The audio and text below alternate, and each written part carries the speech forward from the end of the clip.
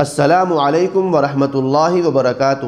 محترم ناظرین و سامعین، ایک خبر موصول ہو رہی ہے دارالعلوم دیوبند کی جانب سے۔ دارالعلوم کے لیٹر پیڈ کے ذریعے ایک اعلان جاری ہوا ہے۔ اس لیٹر پیڈ کو آپ اپنی اسکرین پر دیکھ سکتے ہیں۔ اس میں کیا لکھا ہے، چلیے میں آپ کو پڑھ کر سناتا ہوں۔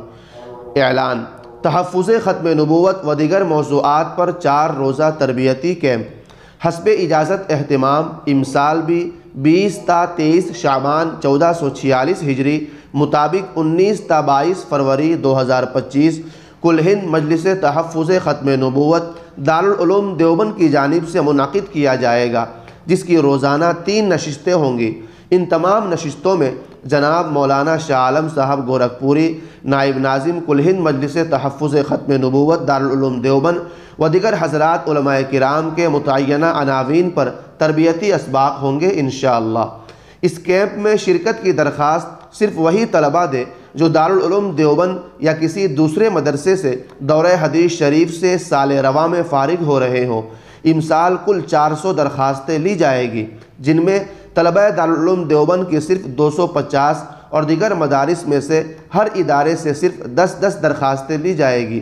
مقررہ تعداد مکمل ہونے کے بعد درخواست لینے کا سلسلہ بند کر دیا جائے گا۔